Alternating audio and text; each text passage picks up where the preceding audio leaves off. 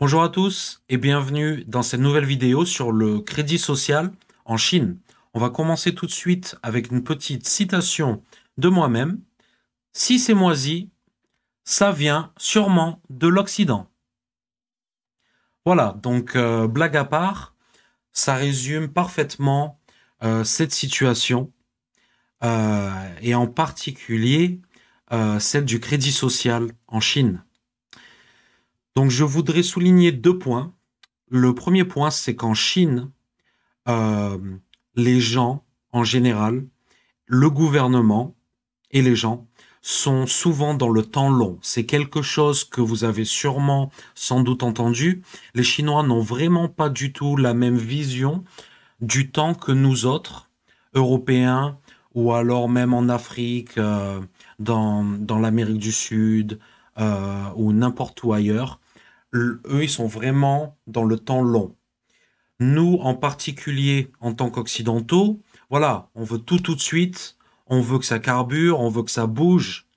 Ce qui est assez ironique parce que quand on compare, moi qui habite à Pékin, qui ai habité à Taipei, à Taïwan, je suis allé à Hong Kong, je suis allé dans beaucoup de villes asiatiques, on voit comment ça bouge. Voilà. Mais ils gardent toujours ça en esprit, le temps long, les choses prennent du temps, ils sont pas pressés et ils reviennent de très loin. Ils reviennent de très loin. La Chine, il y a 40 ans, c'était le fin fond de la France, quoi. Et encore bien pire, quoi. C'était la brousse. Donc, quand on voit 40 ans plus tard ce qu'est devenu la Chine, deuxième puissance économique mondiale, voilà, ils sont partis de zéro. Ils ont surpassé tout le monde. Donc, même à cette époque-là, ils étaient déjà dans le temps long, quoi. Et ils pensent 1000 ans à l'avance, quoi.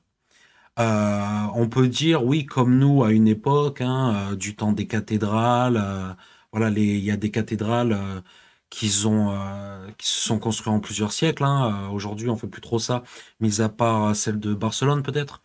Enfin bref, voilà, donc ça c'est très important à garder en tête, le temps long chez les Chinois. Voilà, deuxième élément, et là c'est on touche au cœur du sujet sur le crédit social. Les, euh, les Chinois s'inspirent de, des Occidentaux. Pourquoi? Parce que tout simplement, l'Amérique est la première puissance mondiale. L'Europe est le premier partenaire commercial de la Chine. Donc tout ça, ça compte pour les Chinois. Voilà, ils sont très pragmatiques. Si ça marche, on doit s'en inspirer. Voilà, tout simplement. Mais après, ils font toujours les choses à leur sauce, tout en gardant cet esprit de temps long. J'avais un autre exemple aussi sur le temps long. Ça peut être aussi un défaut. Ça peut être une pénalité pour eux. Par exemple, au niveau du gouvernement ou d'une entreprise, comment gérer un pays ou une entreprise, en fait, ils peuvent se permettre des erreurs. Voilà. Vu qu'ils sont dans le temps long, ils vont sélectionner ce qui marche et virer ce qui marche pas. Voilà. Donc, pour nous occidentaux, on n'a pas le droit à l'erreur. Quand on commence une entreprise, quand on ouvre une boîte, on a un plan de 5 à 10 ans en tête. On peut pas se permettre de, de dire ah ouais les gars, bon ben on verra.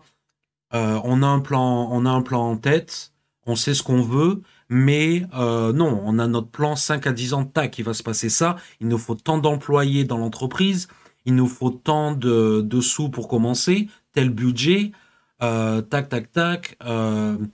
5 employés vont faire ça, 10 vont faire ça. Non, en Chine, ça se passe pas comme ça. Ils sont très flexibles, même au niveau du budget. Voilà, ce qui est pour nous inconcevable. Voilà, on va compter nos sous. Eux, bon, bien sûr, tout le monde ne peut pas se permettre ça, mais en tout cas, dans les grandes boîtes, c'est comme ça que ça marche. Ils ont un plan en tête, et donc là, en fait, c'est exactement ce qui se passe. avec ce système de crédit social et vous allez voir, comme je le disais aussi, il s'inspire des Américains, des Européens et comme je l'ai dit en rigolant au tout début de la vidéo, si c'est moisi, ça vient probablement de chez nous, d'accord? Donc ce système de crédit social, voilà, vous avez compris. Donc, en fait, ce que je voulais dire aussi avant de commencer, c'est que ce n'est pas du tout ce que les médias nous montrent et je vais vous montrer ça de suite. Voilà. Donc, voici, euh, quand je disais que ça vient de l'Occident, voilà, là on part sur Londres, après on va aller en Amérique. Londres, capitale mondiale de la vidéosurveillance. Donc ça, c'est l'image de fond que j'ai en arrière-plan. C'est un graffiti à Londres, voilà. Donc voilà. Et en fait, voilà, Londres, la capitale mondiale de la vidéosurveillance. Voilà. Donc c'est pas Pékin, c'est Londres. Là, le petit PC de sécurité qui va bien pour tout voir ce qui se passe dans toute la ville. Voilà. Ok. Donc là, maintenant, on va passer aux choses sérieuses et on va passer à l'Amérique. Alors j'ai traduit la page en français, mais on voit ici que c'est un site officiel du gouvernement des États-Unis, d'accord? Donc là, voilà, en anglais ça donne ça, d'accord? Là c'est pas traduit, ok? Credit reports and scores, rapport et cote de crédit. Euh, dans ce site aussi, donc what is a credit score? Donc le score du crédit, d'accord? Donc là, voilà, c'est le USA gouvernement. Hein, il n'y a pas de. Et là, il nous explique rapport de crédit. Alors comment c'est calculé? Les codes de crédit, gel du crédit, erreur, machin, machin. Donc comment c'est utilisé? Donc on va y revenir dessus. Hein. Là, je vous montre juste que c'est officiel en fait. C'est ça que je veux faire maintenant. Comment vérifier? D'accord. Ok. Donc ça, voilà. Maintenant, ici, on voit aussi que c'est un site officiel du gouvernement des États-Unis, d'accord? Consumer Financial Protection Bureau. Qu'est-ce qu'un pointage de crédit? Alors, à quoi ça sert? Donc là, je vais vous montrer la même chose en mode un peu plus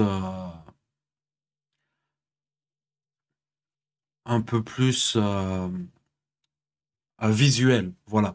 Donc, les choses qui boostent votre score. Alors, en tout premier, on a euh, vous devez avoir un compte ouvert qui est actif. D'accord? Donc, il y a eu des cas en France, en tout cas, je sais, où des personnes, il n'y avait aucun mouvement de compte euh, sur leur compte, donc pas de rentrée d'argent et surtout pas de sortie. Et voilà, on leur a bloqué leur compte. Voilà, ça, c'est arrivé en France. Donc, et ça vient d'Amérique, d'accord? Donc, comme je disais, voilà, les Chinois s'inspirent de ce qui marche, entre guillemets, parce que là, le but, c'est de générer plus d'argent. Voilà, système ultra-capitaliste dont la Chine, malgré elle, comme tout le monde, fait partie. On est dans un monde globalisé. Si vous n'êtes pas dans le système, vous êtes dehors. Voilà, tout simplement. Alors, numéro 2, diversifier vos comptes de crédit. Ok, donc si c'est pas assez diversifié, bon. Numéro 3, vous devez payer vos crédits à temps. Donc oui, ok, je comprends. Mais si par exemple, demain je tombe malade, je perds mon taf, on sait comment ça se passe en Amérique, il n'y a aucune sécurité sociale, je peux pas rembourser mon crédit, mon score il baisse, c'est ça que ça veut dire en fait. Euh, donc réduire vos dettes, voilà. Donc les riches, ils auront jamais de problème. Euh, et si vous avez des informations négatives sur vous, voilà. Donc ça, j'avais trouvé. On va en parler plus tard parce que ça, c'est très intéressant. Qu'est-ce que c'est qu'un un rapport négatif? Voilà. Donc il y a tout un dossier pour vous. Et ça, c'est des dossiers que les banques montent sur vous. Et c'est tout à fait officiel, puisqu'on vient de voir que le gouvernement, on vient de voir le site du gouvernement. Donc en fait, comment ça se passe en Amérique? Il y a trois agences, trois banques qui gèrent tout ça et qui font des dossiers sur vous. Voilà. Et après, ça peut vous pénaliser euh, énormément jusqu'à ça. Voilà. Donc aux États-Unis, euh, l'art de rançonner les pauvres. Donc qu'est-ce que les pauvres font?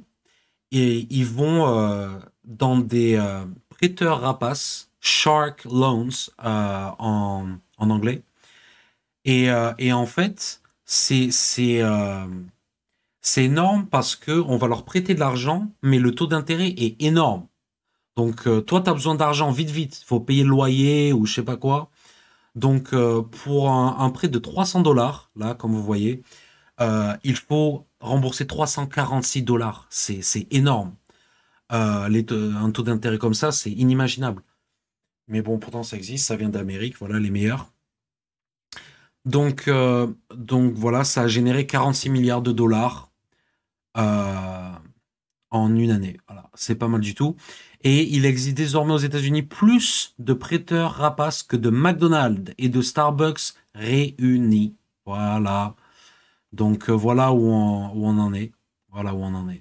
C'est triste, mais c'est comme ça. Voilà. Donc là, maintenant, on va revenir sur ce qui se passe en Chine. D'accord? Plus précisément, et ce qu'on nous dit. Donc, RFI. Voilà, donc là, tous les articles sur le sujet vont vous montrer, pour appâter le client, comme on dit, voilà, des caméras qui scannent tout le monde, qui scannent la foule pour soi-disant obtenir des informations qui vont influer sur ce crédit, sur ce fameux score du crédit, ce qui est totalement faux et on va le voir. Car même eux, dans tous leurs articles, là, j'ai sélectionné trois articles, ils le disent eux-mêmes que c'est pas du tout comme ça que ça se passe en fait. Les caméras n'ont aucune influence sur le score, quoi. Donc, et comme je disais, c'est même pas social en fait, c'est bancaire, d'accord? Alors une autre chose, donc comme c'est écrit ici, en fait, une autre chose que je voulais dire, c'est qu'en Chine, c'est très important de de de comprendre que, j'en ai parlé dans ma précédente vidéo, en Chine, tout est décentralisé. D'accord? Comme ce fut le cas en France il n'y a pas si longtemps, mais maintenant, enfin, voilà, le gouvernement central de Paris fait tout. D'accord? En France. Et on l'a vu avec le pass sanitaire. Ce qui est d'ailleurs pas du tout comme ça en Chine. Ce sera l'objet de ma prochaine vidéo. Et donc, par exemple, Shanghai, ils font ce qu'ils veulent. Xi'an, ils font ce qu'ils veulent. Shenzhen, ils font ce qu'ils veulent. Chongqing, ils font ce qu'ils veulent. Pourquoi? Parce que c'est des mégalopoles et que y a pas le choix. Pékin, il va pas dire à Shanghai. Bon, si bien sûr, le gouvernement central est très fort, mais il y a des provinces autonomes de partout en Chine. Voilà. Et ça, c'est aussi historique, en fait. Parce que Shanghai, ils ont toujours été ultra puissants financièrement. Xi'an, c'est l'ancienne capitale chinoise, il y a 1000 ans. Ils ont gardé un pouvoir énorme. Et en fait, en Chine, c'est comme ça. Voilà. Euh, c'est euh, c'est très décentralisé. Voilà. Donc, euh, donc en fait, le gouvernement central a émis un souhait d'implémenter ce score de crédit social et bancaire. Et donc, du coup, chaque province a fait le truc à sa sauce, en fait. Et donc, du coup, voilà, il y a eu des dérives, voilà, comme ils en parlent ici. Euh, certaines provinces, certaines villes, dans leur système de crédit social, ont interdit les gens Voilà, il parle de Donald Trump. Ils ont interdit les gens de voyager, etc. Donc il y a eu des dérives énormes. Mais il faut savoir que tout ça, c'est fini. Parce que le gouvernement central, il a mis le haut là. Voilà, comme je disais en Chine, le temps long, euh, ils font des erreurs. Et souvent, c'est des erreurs, enfin toujours même, dont le gouvernement central n'a aucune autorité dessus. Du moins dans un espace-temps immédiat. Voilà. Mais dès que, parce que, comme je disais au début, la démocratie, que je vais en parler dans une prochaine vidéo, les infos remontent très vite en Chine. Voilà. Les infos remontent très vite. Et donc, du coup, le gouvernement central, il voit ça, hop, ça y est, c'est fini. Les gars, vous avez déconné, on arrête. Voilà. Donc, au final, le temps long, il y a des hauts, il y a des bas, mais après, ça stabilise. Voilà. C'est comme ça que ça marche en Chine. Donc, donc voilà, 5 fausses idées sur le système chinois. Donc voilà, comme je vous disais, il existe un système de crédit social, donc idée reçue numéro 1. Et là, on parle de système financier. Voilà. Donc en fait, je ne sais pas si vous avez entendu parler de Alipay, Alibaba. Il y a en effet un score Alipay, Alibaba. Et en fait, voilà, on a un score en fait, mais à quoi il sert ce score et comment on l'a, c'est rigolo en fait, parce que c'est un système comment ça s'appelle, de supermarché en fait, de cartes de supermarché. T'as des points, t'as des réductions. Voilà. Et là, en fait, et comme on voit, hein, de 250 à 950, en Amérique, c'est 850 le max, d'accord? Donc c'est le même système. Euh, et en fait, on peut rien gagner ou rien perdre, en fait, avec ce système. Qu'est-ce qu'on peut gagner? Par exemple, des réductions sur un frigo. Voilà. Euh, des, euh, des nuits d'hôtel. Et encore ça, je suis même pas sûr. Voilà. Ça doit être vraiment une poignée de gens qui arrivent à faire ça. Parce que tout simplement, ça coûte cher une nuit d'hôtel. Ils vont pas s'amuser à offrir des nuits d'hôtel à tout le monde. Donc, et encore, il doit y avoir des partenariats avec les hôtels, etc. Donc, moi, j'ai regardé mon score et en fait, j'ai un score surprenamment haut. En fait, j'ai dans les 650, je crois. Mais je me sers jamais d'Alipay, en fait. Voilà. Donc, mon score ne peut jamais monter. Si, par exemple, je commence je sais pas, à payer avec Alipay, moi, je paye avec WeChat. Parce qu'en fait, c'est soit Alipay, soit WeChat. Moi, j'utilise WeChat. Énormément de gens, surtout en Chine, voilà, ils sont très près de leurs sous, les Chinois. Ils utilisent Alipay pour gagner des points. Voilà. Tu vas acheter un truc. Ah oui, si vous achetez ça, vous gagnez 20 points. Ce système est aussi remis à jour tous les mois. Voilà, ça j'avais oublié de le dire. Et en fait, c'est juste un système de points bonus, quoi, pour avoir des petits bénéfices à droite, à gauche. Voilà. 20% de réduction sur les chaussures, ça s'arrête là. Voilà. Donc, ça me fait assez rigoler la vision de l'Occident. C'est incroyable, toutes les infos qui balancent. Donc voilà, idée reçue. Alibaba partage ses données avec le gouvernement. Alors, oui, peut-être, mais c'est pas... non, voilà, moi j'ai envie de dire non. Voilà, tout simplement, parce que c'est bien sûr qu'ils travaillent avec le gouvernement, mais il n'y a aucune base de données. Comme je disais, tout est vraiment décentralisé en Chine. Euh, ça va très loin. Il faudrait même faire une vidéo là-dessus, quoi. Le système de crédit social est un système à points. Donc voilà, c'est ça que je vous ai expliqué. Tous les liens seront en description, de toute manière. Voilà, ça ressemble à Black Mirror, non, pas du tout. Cela doit être terrible pour les citoyens chinois, non, je pense pas du tout, parce qu'ils ont des petites réductions. Regardez là sur cette poussette. On veut tous une poussette. Oh, avec 20% de réduction. Voilà. Donc là, pour finir, le meilleur article.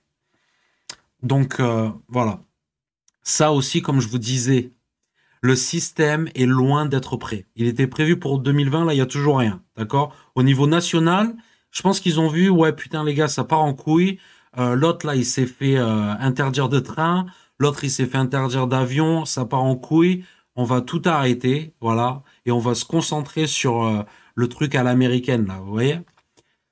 Donc voilà, c'est incompatible les uns avec les autres, évidemment, évidemment. Euh, voilà, le chaos, là, on nous parle de chaos. Voilà, donc les liens en description, encore une fois. Des doutes. Voilà, donc ça, c'est surtout ça que je voulais balancer. Donc, il n'a pas respecté l'échéance qui était fixée en 2014, d'accord? Donc là, on est 7 ans plus tard. Voilà, donc oui, il y a eu des lignes directives pour des améliorations. Oui, d'accord, ok. Oui, il faut une législation centrale. Ben oui, ça, on l'avait deviné, hein, vu qu'on connaît la Chine. Mais voilà, la seule inconnue, ce sera jusqu'à quand? Et ils finissent par dire, donc ça c'est Algorithm Watch, hein, d'accord? Organisme indépendant. Continuera de semer la confusion chez les citoyens chinois et les journalistes européens. Voilà, donc je pense que je pense qu'on peut finir là-dessus, les amis. Euh, Il n'y a rien de prêt. Voilà, donc ils continuent à expérimenter, mais dans la vie de tous les jours, euh, c'est rien. C'est rien. Voilà. Là, les gens peuvent voyager. Bon, il y a eu le Covid, évidemment. Donc, je vais faire la prochaine vidéo là-dessus. On reparlera décentralisation. Donc, voilà, les amis. Euh, N'hésitez pas dans vos questions euh, à me dire, voilà, à parler de ce sujet. Voilà. Merci beaucoup. Abonnez-vous, lâchez un like et à la prochaine vidéo. Merci.